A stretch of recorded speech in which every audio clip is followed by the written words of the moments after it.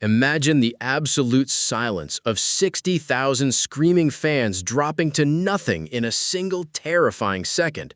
Picture the heavy, suffocating weight of an entire nation's expectations crashing down on the shoulders of 11 men in yellow. This was not supposed to happen today. The script was already written by the experts. Brazil, the undisputed kings of world football, sitting proudly at number 6 in the FIFA rankings, walking into the grand Houston Stadium for the World Cup round of 32.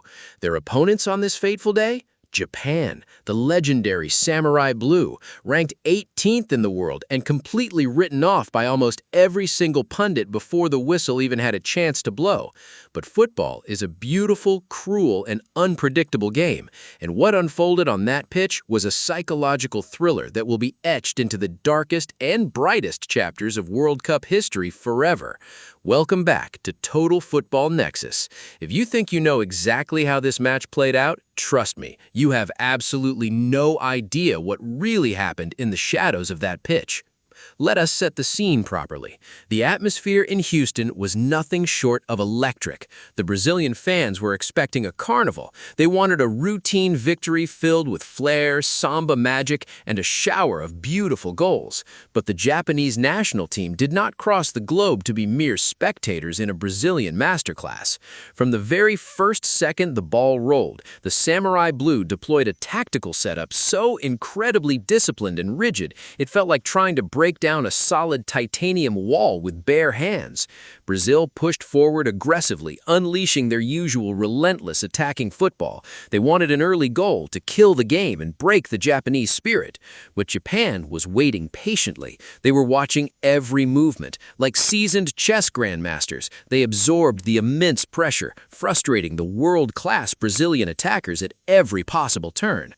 You could physically feel the tension rising on the green grass. The frustration was bubbling just under the surface for the South Americans.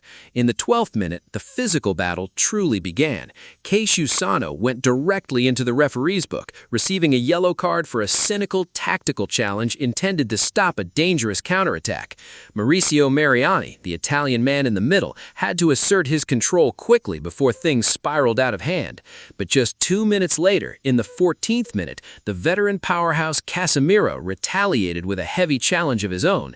He earned himself a yellow card too, and suddenly the temperature in the stadium was boiling over. The beautiful game was rapidly turning into a chaotic, gritty street fight, and Brazil, blinded by their own frustration, was slowly walking right into a perfectly laid Japanese trap. But what happened next? Something that literally sent shockwaves through the entire footballing universe. The stadium clock ticked agonizingly to the 29th minute. Brazil was dominating the ball, passing it around side to side, but they were leaving spaces behind them, tiny, almost invisible pockets of space that only a highly intelligent team could exploit. And Japan struck with the terrifying venom of a coiled snake, completely against the run of play, against all mathematical odds, and against every single pre-match prediction made by the experts. Kaishu Sano found the back of the net. Goal, 1-0. Japan was actually leading. The massive stadium instantly fell into a stunned, deafening silence. The Brazilian players looked at each other in utter, sheer disbelief. How on earth was this happening to them? The Samurai Blue had just shattered the illusion of Brazilian invincibility in front of the entire watching world. For the rest of the first half, it was a tactical masterclass in pure survival from Japan. Brazil threw absolutely everything they had at them in a desperate panic. They held the ball, they passed it around the penalty box, they tried to weave their famous magic through the tight defensive lines. But Japan's defense was an impenetrable fortress of blue. Every single time a yellow shirt got anywhere near the penalty area, 2 blue shirts were there to shut it down immediately, putting their bodies on the line. As the halftime whistle finally blew, echoing through the stunned arena, the scoreboard boldly read, Japan 1, Brazil 0. The Brazilian players walked down the tunnel with their heads bowed low, feeling the terrifying weight of the world on their shoulders. They were exactly 45 minutes away from one of the most humiliating, catastrophic World Cup exits in their glorious, trophy-laden history. Could they somehow find a way back from the dead, or was the samurai sword going to strike them down permanently? The answer to that question lay in a massive tactical gamble that was about to change the two teams emerged from the dark tunnel for the second half, and the air inside Houston Stadium was thick with sheer desperation. Brazil simply could not afford to waste a single second more. The manager knew deep down that a drastic, immediate change was needed, a wild spark to ignite the dying fire of his team. Right at the restart, in the 46th minute, a massive tactical shift occurred that would alter everything. Lucas Paqueta, who had struggled to find space, was pulled off the pitch.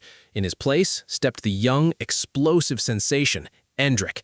This was not just a regular substitution. This was a statement of pure, unadulterated attacking intent. Endrick brought a raw, chaotic, and terrifying energy that completely disrupted Japan's carefully constructed defensive rhythm. Suddenly, the Brazilian attacks had a lethal new dimension. The tempo of the game doubled instantly. The passes were noticeably sharper, the offensive runs were faster, and Japan found themselves pinned incredibly deep inside their own half, desperately gasping for air as the yellow wave crashed against them over and over again. The pressure was mounting, relentless, and totally suffocating.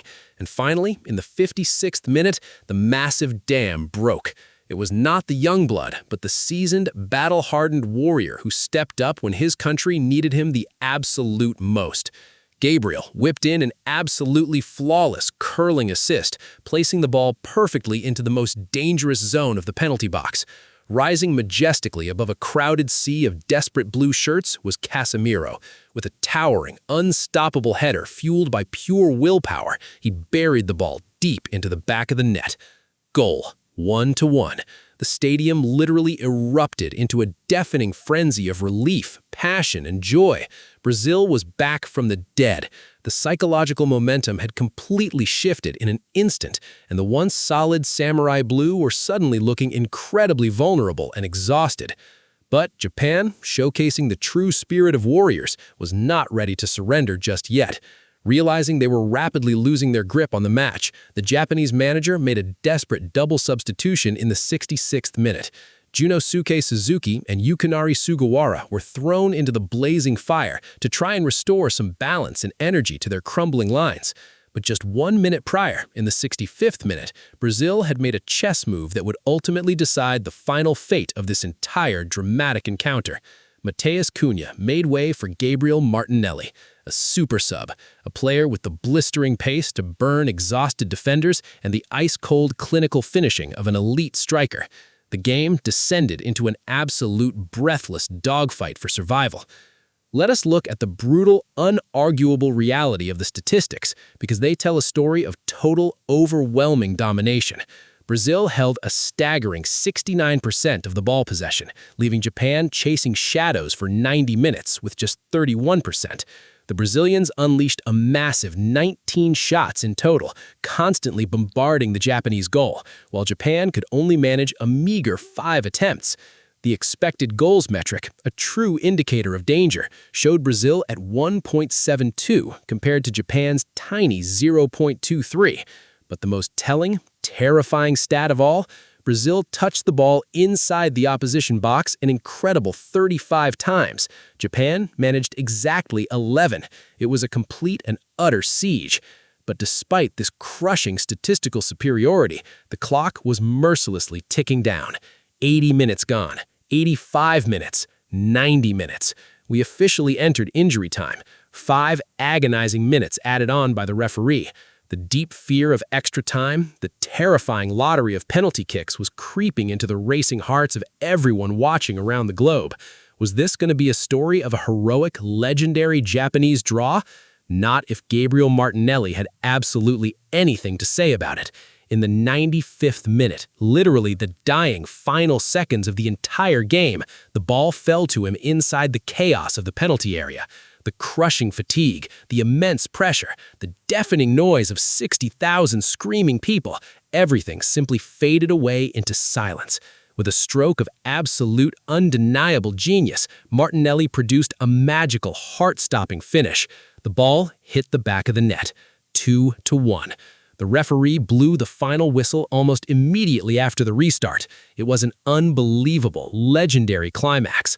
Brazil snatched an unforgettable, dramatic victory straight from the jaws of defeat to march into the next round, while the brave, exhausted Japanese team collapsed on the pitch, their hearts shattered into a million pieces.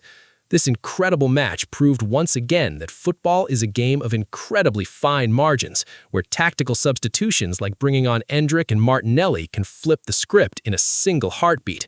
Japan fought like absolute warriors, defending with honor, but the relentless Brazilian pressure finally cracked their armor.